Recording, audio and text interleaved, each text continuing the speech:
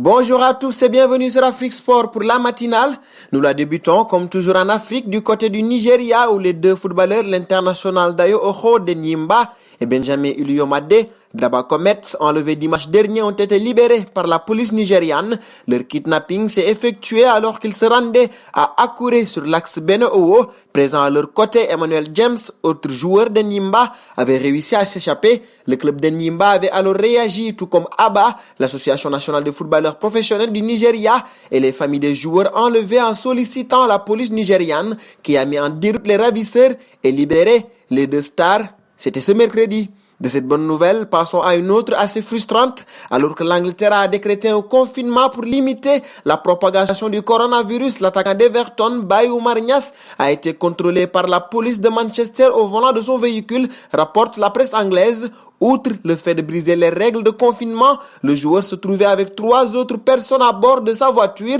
Votre comportement est scandaleux, c'est une honte, aurait lancé un policier au joueur des Toffees selon The Sun. En tant que footballeur de Premier League, vous venez de mettre tout le monde en danger. Une attitude qui fait bien évidemment beaucoup de bruit dans les tabloïds au pays de Sa Majesté.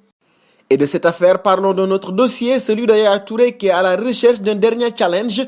L'Ivoirien pourrait faire son retour en Chine. Le Shanghai Athletic Football Club, un club chinois qui évolue à la China League One, est actuellement en négociation pour faire revenir l'éléphant dans un championnat qu'il vient tout juste de quitter. Après 3 saisons passées à Barcelone, Yaya Touré a rejoint Manchester City en 2010. Il a passé 8 saisons du côté des Citizens, remportant 3 fois le championnat anglais en 2012, 2014 et 2018. La Coupe d'Angleterre en 2011, la Coupe de la Ligue en 2014 et 2016 et le Charity Shield en 2012. Avec la Côte d'Ivoire, il a soulevé la CAN 2015 et Touré n'a pas encore dit son dernier mot. Dernier point Afrique de notre matinale, le dossier Mohamed Salah. La saison 2019-2020 n'est pas encore terminée, mais les responsables des Reds de Liverpool pensent déjà à la suivante et à la perspective de devoir composer sans l'un de leurs éléments majeurs pendant une bonne partie de l'exercice. L'Égyptien Mohamed Salah pourrait être absent pendant une période pouvant aller jusqu'à 4 mois la saison prochaine, suite à la décision de reporter les Jeux Olympiques de Tokyo jusqu'à l'année prochaine. En plus du tournoi olympique, il compte aussi participer à la CAN 2021, prévue en hiver au Cameroun. Jürgen Klopp appréciera. Et nous filons hors Afrique pour la seconde partie de notre matinale.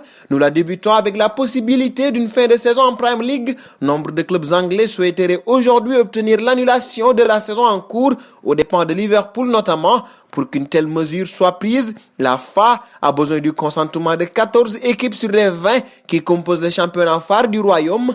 Or, les partisans de la saison blanche seraient tous les jours plus nombreux selon The Athletic, flanqué de 25 longueurs d'avance sur un dauphin qui n'a plus que 10 journées à jouer. Le club coaché par Jürgen Klopp n'a jamais été aussi près du but depuis 30 ans. Les présidents de la Premier League ont prévu de se réunir le 3 avril prochain pour évoquer une potentielle reprise à compter du 1er mai.